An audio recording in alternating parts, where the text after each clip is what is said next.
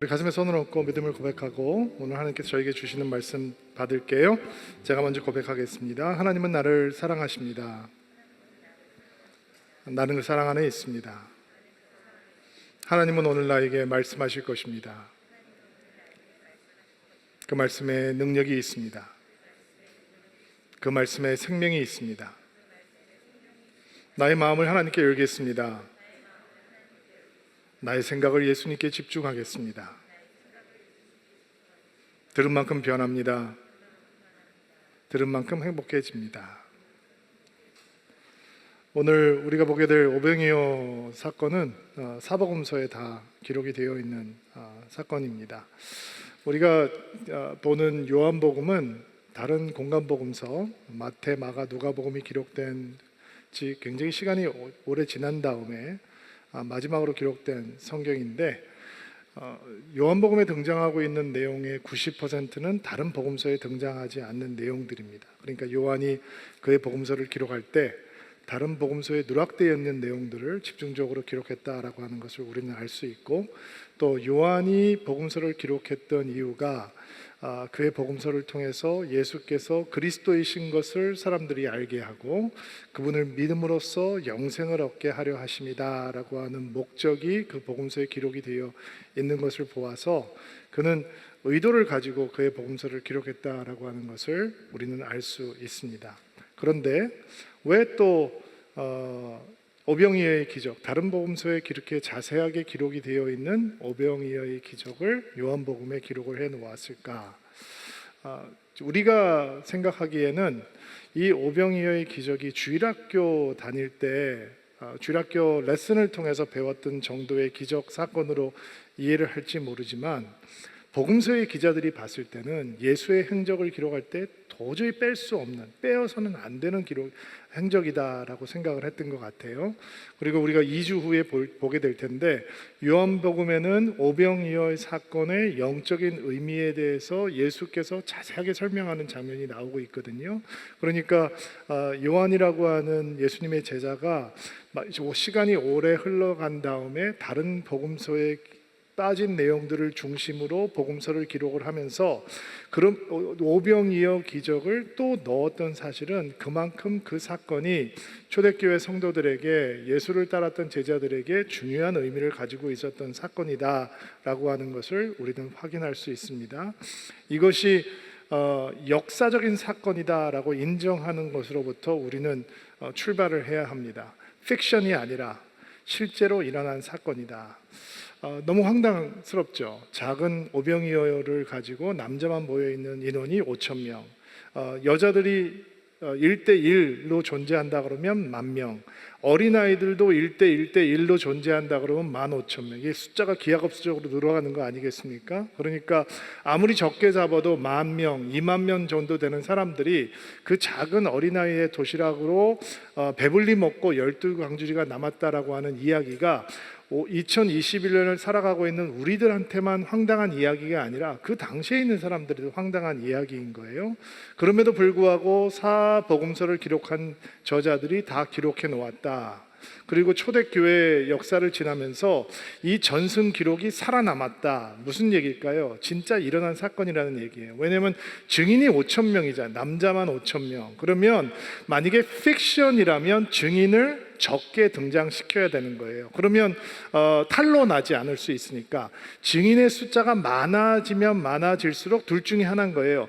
너무 증인이 많기 때문에 이것이 역사성을 가진 사건이다라고 하는 것을 확인할 수 있든지, 아니면 말짱 거짓말이다라고 확인을 할 수 있는 거죠. 그렇다면 이 전승 기록이 초대교회에서 살아남았다라고 하는 것은 너무너무 많은 증인들이 있었기 때문에 이 사건에 대해서 의심의 여지가 없었다라고 하는 것을 확인할 수 있는 거예요. 자, 이 사건이 성경을 연구하는 사람들에게도 받아들이기 어렵고 믿기가 어려운 사건이었던 것 같아요. 19세기 독일의 자유주의 신학자였던 데이빗 스트라우스라고 하는 사람이 이 성경을 연구하고 해석하면서 도저히 믿어지지가 않으니까 이런 해석을 해 놓았어요. 원래는 이 어린아이가만 음식을 가져온 것이 아니라 거기에 모여있던 수많은 사람들이 음식을 가지고 품 안에 숨겨놓고 있었는데 어린아이가 자신의 음식을 내어놓는 그 희생의 정신을 보면서 다 양심이 찔려서 가지고 바리바리 싸가지고 온 거 다 풀어놓고 먹다가 보니까 이렇게 나눠 먹다 보니까 사람들이 배불리 먹고 12강주리가 남게 되었다, 이런 해석을 내놓았어요. 카톨릭 성서 신학자인 이 알버트 놀란이라고 하는 사람도 기독교 이전의 예수라고 하는 책에서 같은 맥락으로 이 성경을 해석을 해요. 그러니까 이게 예수께서 오병이어를 multiply, 불려 놓으신 기적이 아니라 이기적인 마음이 이타적인 마음으로 변한 사랑의 기적이다, 이렇게 해석을 했어요. 들리기에는 굉장히 괜찮게 들리죠. 근데 속으시면 안 돼요. 왜냐하면 오늘 본문의 마지막 부분을 보면 이런 이야기가 등장을 하잖아요. 그들이 배불리 먹었기 때문에 예수님을 강제로 그들의 왕으로 삼으려 했다라고 하는 장면이 나오죠. 그렇다면 자기가 바리바리 싸왔던 것을 꺼내놓고 사람들이 나눠 먹었는데 그것이 이기적인 마음이 이타적인 마음으로 변한 기적이라면 그 예수를 왕으로 삼으려고 하는 이유가 뭐가 있겠어요? 그러니까 우리는 오늘 이 본문 말씀 속에 들어가서 묵상을 하기 전에 이 사건은 실제로 일어난 사건이다. 그렇다면 네 복음서의 기자가 동일하게 이것을 보여주고 있는 이유는 이 사건을 통해서 우리가 배워야 될 예수님의 모습이 있는 것이고 우리가 배워야 될 믿음의 모습이 있는 것이다 라고 하는 것을 인정해야 합니다. 자, 1절부터 4절 말씀부터 한번 볼게요. 이렇게 한 목소리로 읽겠습니다. 시작. 이 일이 있은 지 얼마 후 예수님께서는 디베라 호수라고도 하는 갈릴리 호수를 건너가셨습니다. 많은 사람이 예수의 뒤를 따랐습니다. 그것은 사람들이 예수님께서 병든 사람들에게 행하시는 표적을 보았기 때문입니다. 예수님께서는 언덕으로 올라가 제자들과 함께 거기에 앉으셨습니다. 때는 유대인들의 명절이 유월절 무렵이었습니다. 기적이 일어났던 장소는 다른 복음서의 기록과 종합을 해보면 갈릴리 호수, 오늘은 디베랴 호수라고 부르기도 하는데 의 동편 지역인 거예요. 많은 사람들이 예수님을 따랐다라고 얘기하는데 이 시기가 어떤 시기냐면 세례 요한이 헤롯 왕에게 참수형을 당하고 그가 죽었다라고 하는 소식을 예수님께서 듣게 돼요.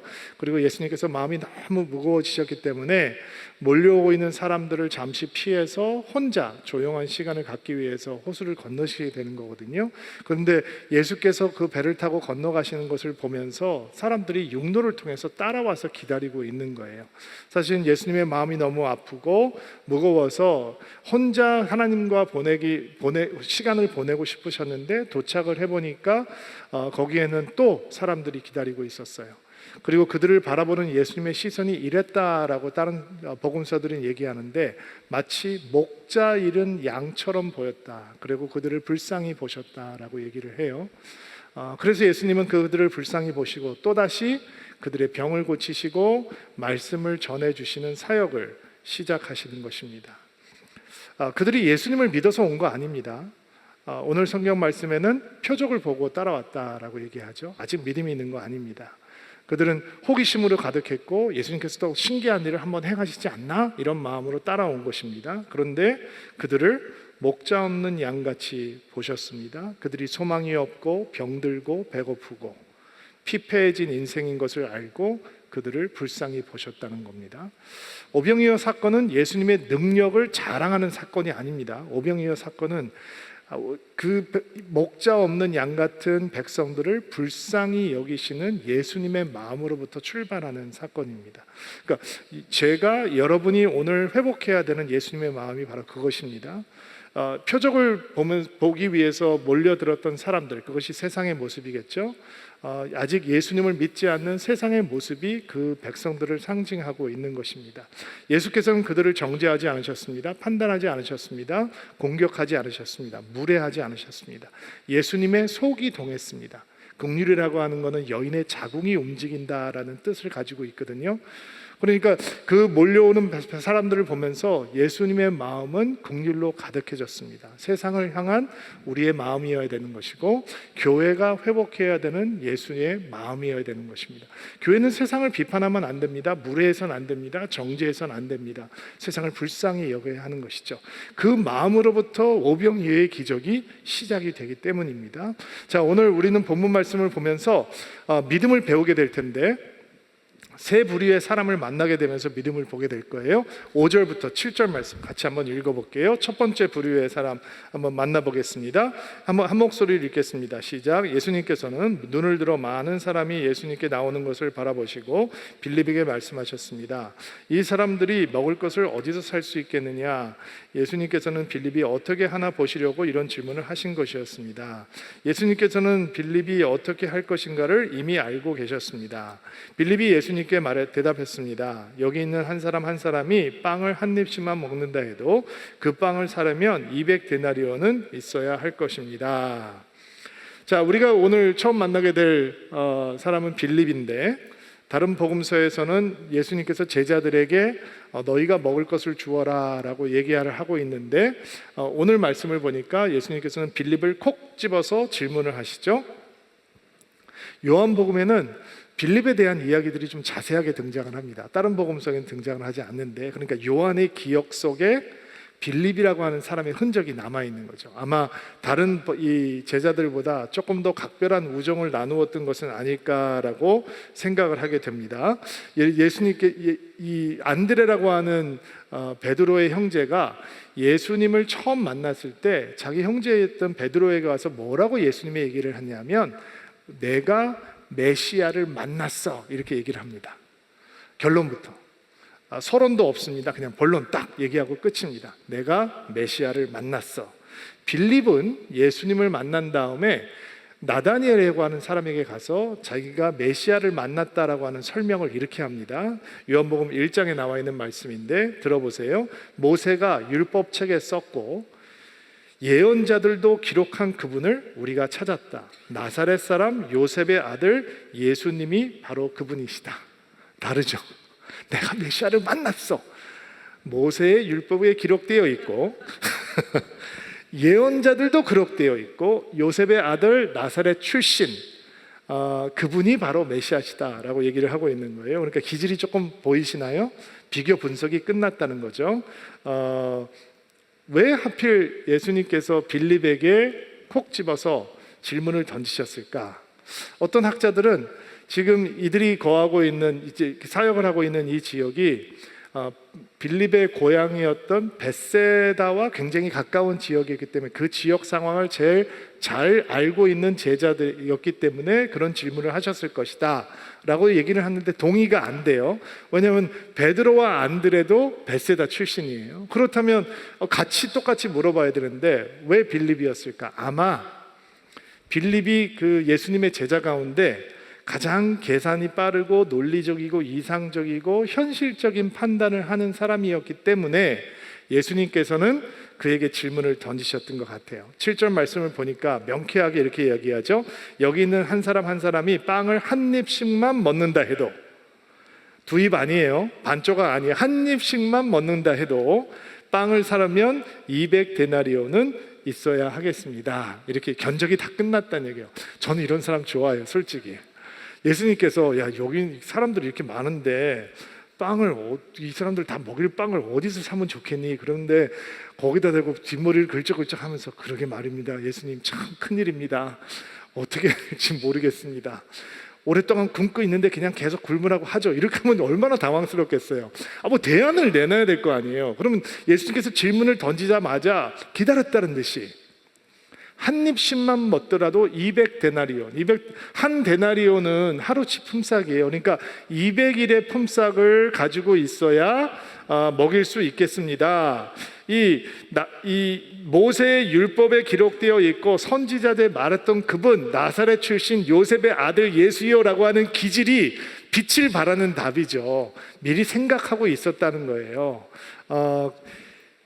우리 같으면, 아마 여러분 같으면 다른 대안도 좀 내놓지 하지 않았을까요? 여러분 굉장히 합리적이고 유능하고 생각이 빠르고 계산이 빠르신 분들일 테니까 여러분 같으면 한술 더 떠서 예수님께 이런 조언을 하지는 않았을까요? 예수님, 여기 사람들이 이렇게 많은데 한꺼번에 한 마을로 가면 이거 큰일 납니다. 분산시켜야 됩니다.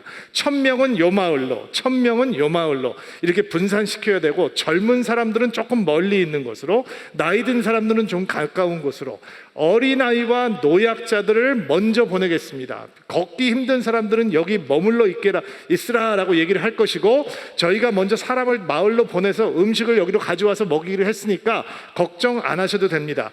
예수님과 제자들은 요 집으로 이동하시면 식사가 준비되어 있습니다. 오늘 이 밥 먹는 게 시간이 오래 걸릴 거니까 집회가 좀 늦게 끝날 테니까 내일 아침에 새벽 기도는 쉬고 아침에 10시에 다시 집회하도록 하겠습니다. 이렇게 대안을 좀 내놔야 동역이 되는 거잖아요. 이 사람들 먹을 것을 어디서 구할 수 있겠냐? 예수님, 그런 걸 저한테 물어보시면 제가 어떻게 알겠습니까? 저는 어부 출신인데 저는 그런 거 모릅니다 라고 하면 어떻게 동역이 되겠어요? 정말 그의 이 샤프함이 빛을 발하는 순간이죠. 그리고 현대인들의 눈으로 보면 그는 정말 유능하고 똑부러지고 똑똑하고 계산이 빠른 차도남, 인류 대학의 MBA 프로그램을 한 것 같은 그런 사람이기 때문에 우리의 눈에는 굉장히 매력적으로 비칠 수 있죠. 예수님의 제자들이 굉장히 거친 어부들이 많았는데 그런 사람들과 같이 사역을 하면 그래도 이런 사람, 합리적이고 논리적이고 계산이 빠른 사람 한 명 정도는 끼어 있어야 뭔가 일이 진행이 되지 않겠어요? 이런 생각이 들 수도 있습니다. 예수님께서 이런 빌립의 기질을 알고 계십니다. 어떻게 대응하실지 아셨습니다. 개역 개정판에는 이런 말씀이 6절에 이렇게 나와 있는데요. 친히 어떻게 그가 할지를 알고 예수님께서 빌립을 시험하기 원하셨다라는 얘기가 나옵니다. 여기서 시험은 유혹하는 거 아닙니다. 테스트를 하는 거죠. 예수님께서 빌립을 테스트하고 계셨다는 것입니다. 그를 창피 주려고 테스트하는 것도 아니고 그를 책망하려고 테스트하는 것도 아닙니다. 지금 이 오병이어의 사건은 거기에 모여있는, 표적을 보기 위해서 모여있는 군중들에게도, 그리고 예수님을 가까이 따르고 있는 제자들에게도 엄청난 믿음을 가르쳐 줄 수 있는 의미 있는 사건이 될 겁니다. 그래서 테스트를 하시는 겁니다. 예수님께서 가르쳐 주시는 믿음을 배우기 위해서 제자들이 극복해야 될 것이 있는데 바로 빌립식의 계산과 논리, 상식적인 판단인 거예요. 하나님 없는 똑똑함, 하나님 없는 유능함, 믿음과 상관없는 민첩한 판단, 이거를 뛰어넘지 않으면 예수님께서 이 자리에서 가르쳐 주고자 하는 믿음을 배울 수가 없는 것입니다. 자, 빌립은 어떤 부류의 사람들을 보여주고 있는가? 하나님 앞에서도 자신의 계산과 논리와 상식을 버리는 것을, 포기하는 것을 어려워하는 사람들을 보여주고 있는 것입니다. 예수님께서는 빌립이 똑똑하지 않아서 테스트를 하고 있는 것이 아니라 너무 똑똑해서 그를 테스트하고 있는 것입니다. 그의 똑똑함과 논리성 계산이 해결할 수 없는 문제를 통해서 예수님께서는 빌립에게 진짜 믿음을 보여주시기를 원하는 것입니다. 여러분, 왜 빌립의 마음으로는, 그의 유능함 가운데서는, 그의 똑똑함 속에서는 믿음을 배울 수가 없을까요? 왜냐하면 믿음은 상황을 계산하는 것으로 얻어지는 것이 아니라 하나님을 보는 것으로부터 출발하기 때문입니다. 상황 판단 필요하죠. 그러나 상황 판단이 먼저가 아니고 하나님을 바라보는 것이 먼저입니다. 믿음은 거기서 태어나는 것입니다. 왜 빌립처럼 똑똑한 유능함을 가지고 있는 사람들이 믿음을 배우기 힘든가? 자신의 한계와 무능함을 인정하되 그것 때문에 좌절하지 않고 하나님 앞에 나아가는 것이 믿음이기 때문입니다. 교회에 빌립 같은 사람들만 있으면 어떻게 되는지 아세요?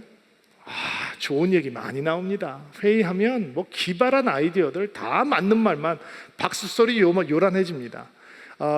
회의가 은혜스러워지고요, 다 맞는 말들만 하니까 그 교회에서 진짜 우리 교회 의식이 있구나, 우리 교회 괜찮네. 근데 어떤 역사도 일어나지 않습니다. 빌립 같은 사람만 모여 있으면 말은 번지르르 한데 이거는 좀 되는데 어떤 믿음의 역사도 어떤 믿음의 파도도 일어나지 않습니다. 그래서 우리는 믿음 없는 똑똑함, 하나님 없는 유능함을 경계해야 하는 것입니다. 그런데 우리 안에 이 빌립이 조금씩은 다 살아 있습니다. 믿음을 붙들기 전에 계산부터 하고, 기도하기 전에 우리의 논리와 상식만을 신뢰하고, 하나님의 크심을 보기 전에 상황 판단만 급하게 하는 빌립들이 우리 안에 있습니다. 그래서 오병이어의 기적이 우리의 삶 속에 일어나지 않는 겁니다. 빌립이 무너져야 오병이어의 기적으로 들어갈 수 있는 거예요. 자, 8절부터 9절 말씀 볼게요. 읽겠습니다. 시작. 그때 예수님의 제자 중 한 사람인 시몬 베드로의 동생 안드레가 말했습니다. 여기 사내 아이 하나가 가지고 온 작은 보리빵 5개와 작은 물고기 2마리가 있습니다. 하지만 이것만 가지고 이렇게 많은 사람을 어떻게 먹이겠습니까? 자, 이제 요한이 빌립과 확연하게 다른 캐릭터들을 등장시키기 시작하는데, 빌립의 답변이 전혀 이상한 말이 아니었죠.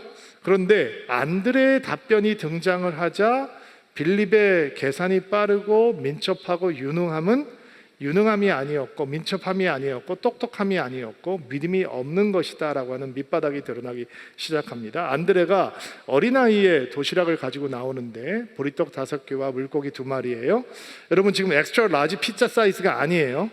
아이의 도시락이었으니까 아주 작은 보리떡이었겠죠. 지금 뭐 커다란 참 다랑어 같은 거 가지고 온 거 아니에요.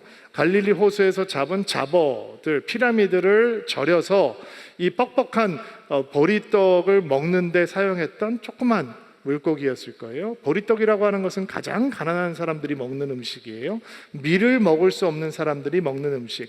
당시에 보리는 짐승에게 주는 이 사료였다고 하니까 가장 가난한 가운데서도 가난한 사람들이 먹는 이 음식이었어요. 저는 이 말씀을 묵상할 때마다 참 궁금해지는 게 있는 게, 안드레가 이거를 어떻게 찾아왔을까 너무너무 궁금해요. 솔직히 빌립이 막 계산을 하고 한 입씩 뛰어오면 서베이를 하면서 200데나리온은 들겠군.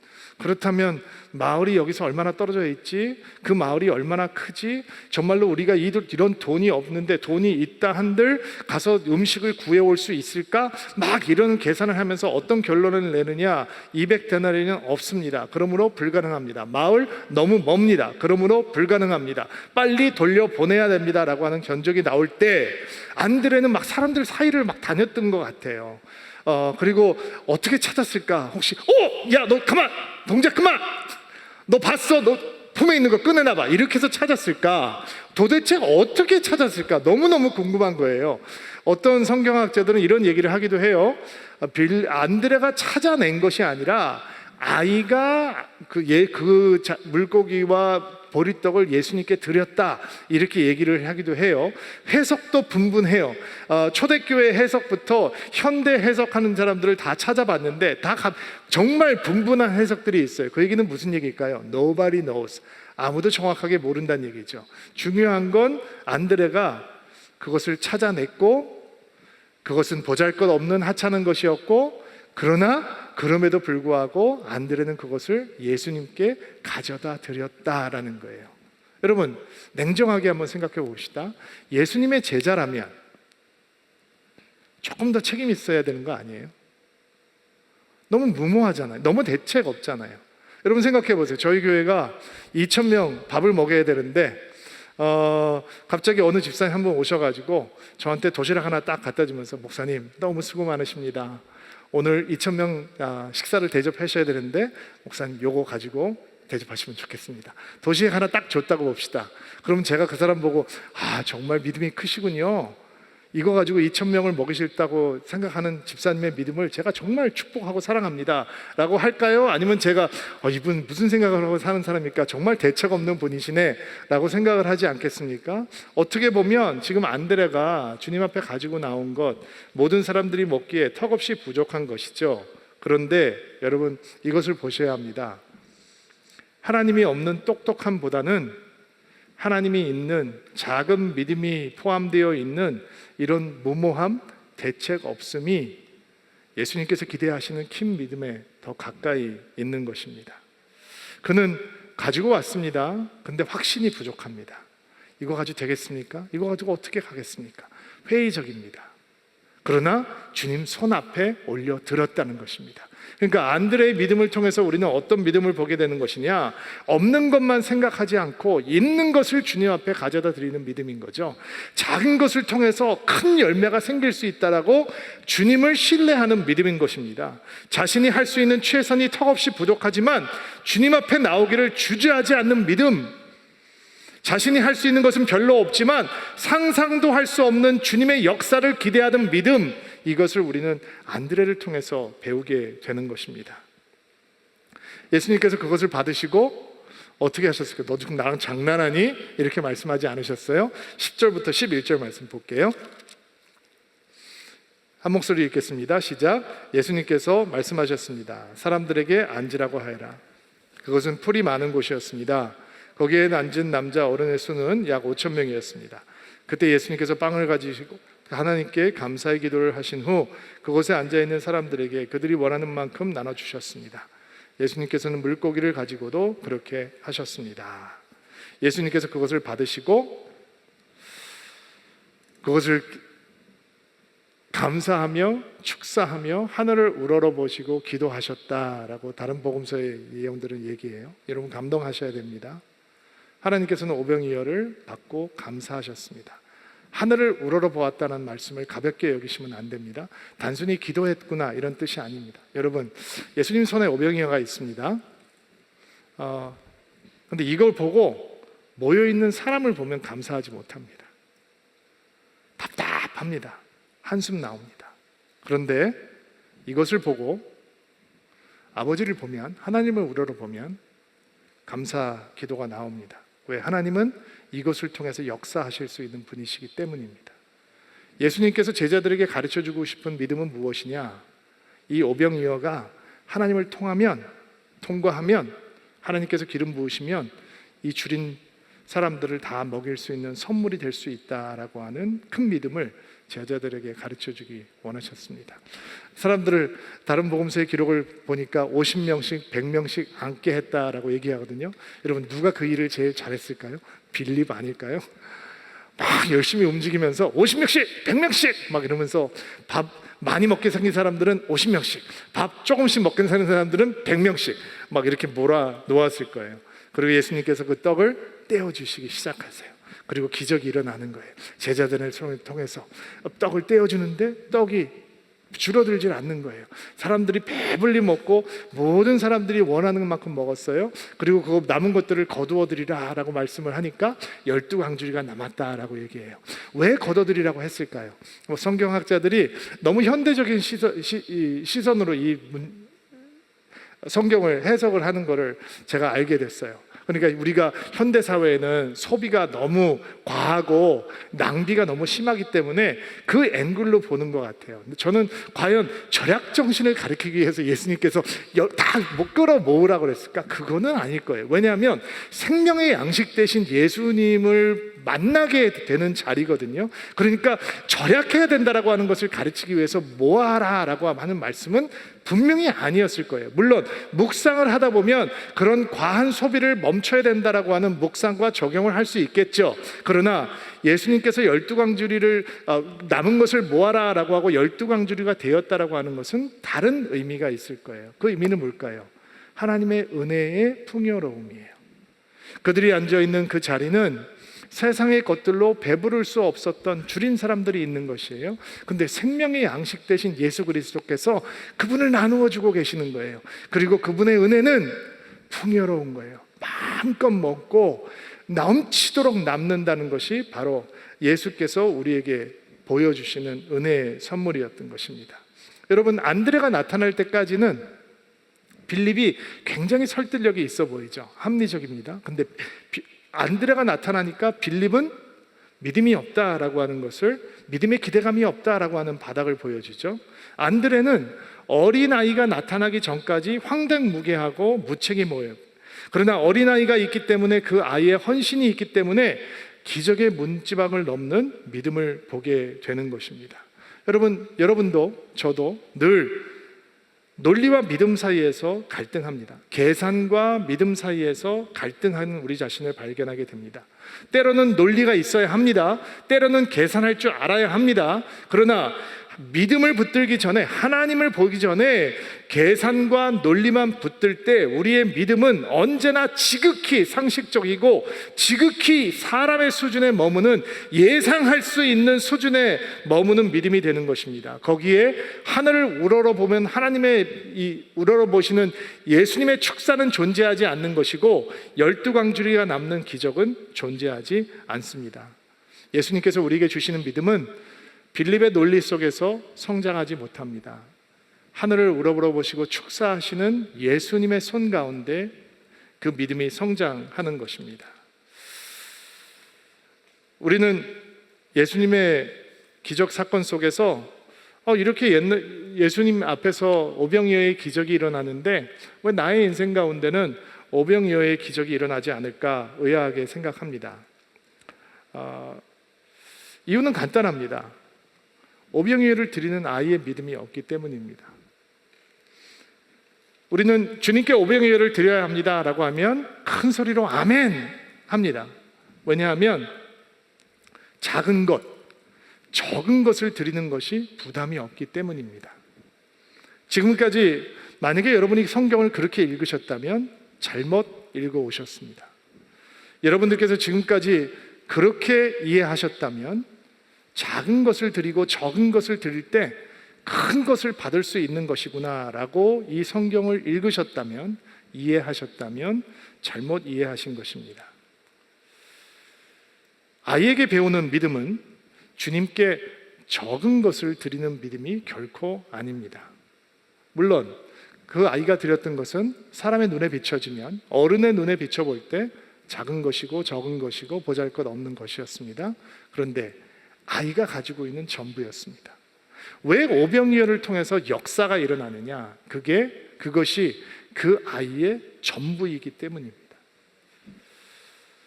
이 말은 우리가 가진 모든 재산을 팔아서 주님 앞에 드려야 오병이어의 기적을 맛볼 수 있다라는 것은 결코 아닙니다. 그렇게 하는 것만이 진정한 믿음이다라고 얘기하는 것도 결코 아닙니다. 다만 너무너무 많은 성도들이 하나님을 남는 것으로 드려도 만족하시는 분으로 오해하고 있다는 것을 우리는 다시 한번 성찰해 보아야 합니다. 내가 시간 남는 거 주님 앞에 좀 드리지 뭐. 내 관심 남는 거 주님 앞에 좀 드리지 뭐. 내가 가지고 있는 사랑과 열정 내가 나 자신을 위해서 쓰고 좀 남는 거 그때 주님 앞에 좀 드리면 되지 뭐. 나의 재능, 나의 은사, 나의 재정, 내가 필요한 거 내 거 다 쓰고 좀 남는다면 그때 하나님께 드려도 충분해 라고 하는, 하나님을 이렇게 잉여분을 드려도 괜찮은 분으로 오해하고 살아가고 있는 성도들에게는 오늘 이 말씀은 충격이 돼야 되고 도전이 돼야 되고, 그리고 우리를 내리치는 말씀의 날이 되어야 하는 것입니다. 우리는 어린아이 믿음 속에서 다른 믿음을 배우죠. 우리의 전부, 우리의 사랑의 전부, 우리 관심의 전부, 우리의 젊음의 전부, 우리 열정의 전부, 우리가 가지고 있는 이 미래의 전부, 우리의 꿈의 전부, 이것을 받으시기에 충분하신 예수 그리스도를 향한 믿음과 헌신을 이 아이를 통해서 배워야 하는 것입니다. 그러면 역사가 일어납니다. 아프리카 대륙을 복음으로 변화시켰던 데이빗 리빙스턴이라고 하는 선교사가 있죠. 그분의 삶 가운데 가장 감동적인 장면은 너무 풍토병이 심하게 걸려서 걷지도 못할 지경이 되었는데 함께 팀들이 그 사람들 짊어지고 다니면서 마을에서 마을로 인도하면서 복음을 전했다는 사실이고, 그가 마지막에 너무 기력이 쇠해서 하나님, 내가 다른 마을 한 마을에만 더 복음을 전할 수 있도록 나에게 힘을 주십시오라고 하는 기도를 하면서 엎드려서 기도하다가 숨을 거두었다. 그리고 사람들이 아침에 와서 그를 발견했을 때는 그는 기도하는 모습으로 그의 숨을 마쳤다라고 하는 장면이 참으로 도전과 격려로 다가옵니다. 근데 그가 어떻게 그렇게 위대한 선교사가 될 수 있었는가? 그가 영국에서 신앙생활을 하던 어린아이였을 때 그 교회에 선교사들이 와서 집회를 하는데 이런 이제 그 콜링을 했는 모양이에요. 앞에 헌금함을 가져다 놓고 여러분 가운데 그 선교지를 위해서 헌신할 사람들, 헌금 드릴 사람 앞에 나와서 헌신하고 헌금을 드리고 자기 자신을 드리라라고 하는데 아무도 나오는 사람이 없었다는 거예요. 근데 나이가 어린 꼬마 하나가, 어린아이 하나가 앞에 와서 어른들은 아무도 헌신하고 있지 않은데 그 헌금함 위에 자기 자신을 집어넣고 나는 지금 가진 건 아무것도 없지만 내가 내 자신을 주님 앞에 드립니다, 헌신했다는 거예요. 그게 데빈 리빙스턴이라고 하는 오병이어죠. 여러분, 한국을 찾았던 수많은 선교사들, 바로 그들이 하나님께서 기뻐 받으시는 오병이어가 되었고, 그들 먹고 12광주리가 넘는 그런 축복의 풍요로움이 한국 교회에 충만하게 되었던 것입니다. 여러분, 작은 거 드리면 큰 거 얻을 수 있다라고 하는 건 그거 병든 믿음입니다. 그거는 사기꾼 영성입니다. 작은 것 드려서 오병이어의 기적을 따겠다라고 하는 건 말도 안 되는 믿음입니다. 오병이어의 기적은 나의 전부를 드릴 때 하나님께서 그 전부를 받으시고 그 작은 전부를 받으시고 어떤 놀라운 일을 행하실 수 있는지 배우는 믿음의 현장이 되어야 하는 것입니다. 여러분, 하나님은 째째하지 않습니다. 여러분을 향해서 하나님은 절대로 째째하지 않습니다. 그분은 아들을 주셨습니다. 그분의 전부를 주셨습니다. 그리고 그의 전부를 주셨기 때문에 우리의 전부를 요구할 수 있는 분은 딱 한 분밖에 없습니다. 예수님밖에 없는 것입니다. 예수님께 우리의 전부를 드리면, 나를 드리면, 우리의 시간과 우리의 열정과 우리의 마음을 드리면 그것을 통해서 오병이어의 기적은 일어나는 것입니다. 그런 축복이 여러분 가운데 있게 되기를 주의 이름으로 축복합니다. 자, 가슴에 손을 얹고 한번 안수하시고요, 여러분을 축복하고 기도하겠습니다. 하나님, 오늘도 우리는 주의 말씀을 통해 믿음을 배웁니다. 빌립의 하나님 없는 똑똑함을 거부할 수 있게 하옵소서. 거기에서는 믿음이 자랄 수 없기에 믿음 없는 유능함을 거부합니다. 그리고 안드레의 하나님이 있는 무모함, 대책 없음을 배우기를 소망합니다. 여전히 그 안에 의심이 있고 회의적이고 확신이 부족하지만 우리의 자금 때문에 좌절하지 아니하고 주님의 크심을 믿고 주님 앞에 나올 수 있는 믿음을 가르쳐 주옵소서. 우리의 오병이어를 주님 손에 들려드릴 수 있는 안드레의 믿음을 허락하여 주옵소서. 어린아이의 헌신을 배우기를 소망합니다. 남은 것을 주님께 드리는 것에 익숙해 있었다면 이 시간 가슴에 손을 얹고 기도하는 성도 한 사람 한 사람 회개의 기도를 주님 앞에 올려드리게 하옵소서. 주님은 우리의 최고의 것, 우리의 베스트, 우리의 전부를 받으실 수 있는 만한 존귀한 분이시며 우리의 최고의 것, 우리의 베스트, 우리의 전부를 드릴 때 오늘도 우리를 통해서 오병이어의 기적은 일어날 줄로 믿습니다. 그런 믿음을 갖게 하옵소서. 오늘도 말씀을 가슴 가운데 받는 성도들을 주께서 축복하셔서 이 말씀이 삶의 푯대가 되게 하옵소서. 예수님의 이름으로 기도하옵나이다. 아멘.